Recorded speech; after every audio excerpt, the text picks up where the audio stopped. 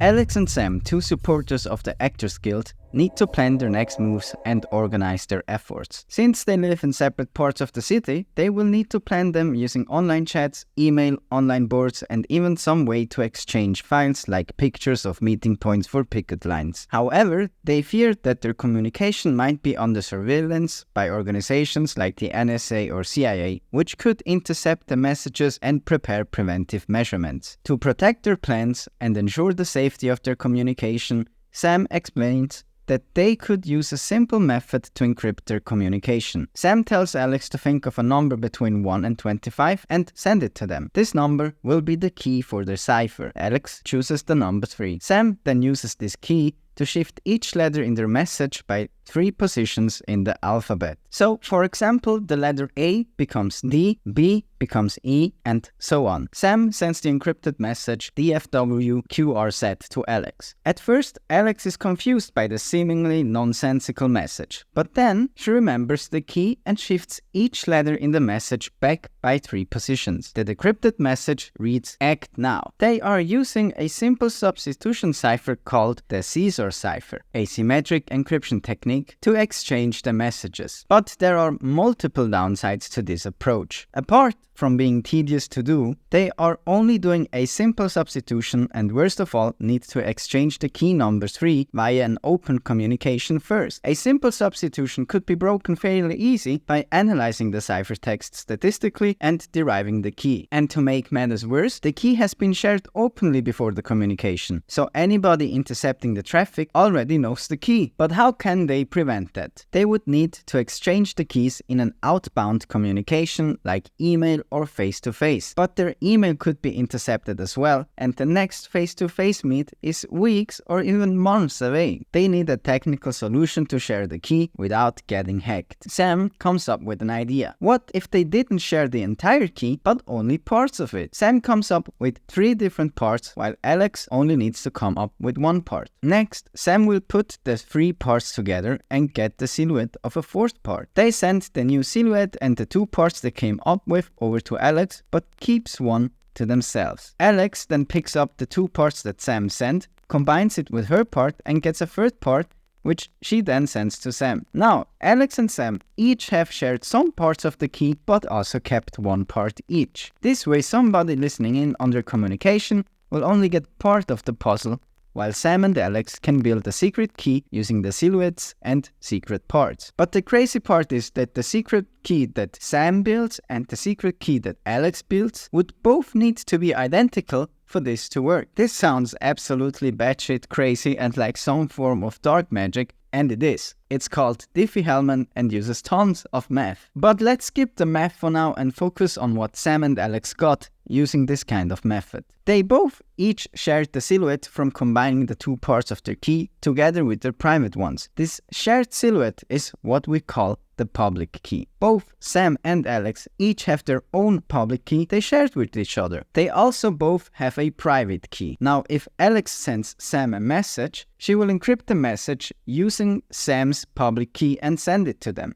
Sam will then use their private key to decrypt the message and get the clear text. But this poses another set of problems. They can't use the Caesar Cipher method anymore because it only works if both parties use the same key. Now that their keys are public, anybody can send them encrypted messages. How do they verify that Alex and Sam are the ones communicating with each other? To address these new challenges, Sam and Alex turn to a more sophisticated form of asymmetric encryption, RSA. Firstly, RSA doesn't require both parties to use the same key for encryption and decryption. Instead, each person has a pair of keys, a public key for encryption and a private key for decryption. This allows them to communicate securely without needing to share a common key, as they had to do with the Caesar Cipher. Secondly, RSA provides a way to verify the identities of the communicators. This is done through a process called digital signing. When Sam sends a message to Alex, they can sign the message with their private key. Alex can then use Sam's public key to verify the signature, confirming that the message really did come from Sam and hasn't been tampered with. In this way, RSA provides a solution to the limitations of the Caesar Cipher and the basic public key infrastructure that Sam and Alex are using. Now, the RSA algorithm is complicated complicated maths again, and Alex and Sam don't necessarily have the required math whiz skills to do that for each message. Also, how on earth are they going to encrypt files they want to send to each other? Sam suggests to Alex that they should use a tool that could automatically do all the encryption, decryption, and signing for them, PGP. Alex is using a Windows system, while Sam is using a MacBook. But luckily for them, PGP has different UIs and clients and tools for almost any operating system. With this tool, Alex and Sam can both create their public and private keys and exchange the public keys via email. If Alex wants to send Sam a file, she can encrypt it using her PGP tool and Sam's public key. She can even sign it using her private key and then send the signature and encrypted file to Sam. And all that with the click of a button. Sam, on the other hand, can use their private key to decrypt the file and Alex's public key to verify the signature. Again, with the click of a button. While Alex is alright with doing this for every file they exchange, she finds it tedious to put the messages in a text file, encrypt it, sign it, and send it over to Sam. Recognizing the need for a more streamlined communication process, Sam suggests a solution to Alex's concern, the Signal app, the free and open source messaging app that provides end-to-end encryption for secure communication. Again, this tool is available on various platforms, including Windows and Mac, making it a perfect fit for Alex and Sam's different operating system needs. In principle, end-to-end encryption is similar to the encryption methods they've been using, but with one key difference. The encryption and decryption happens directly on their devices, and no one else, not even Signal itself, can decrypt the messages. When Alex sends a message to Sam on Signal, the app encrypts the message on her device using Sam's public key.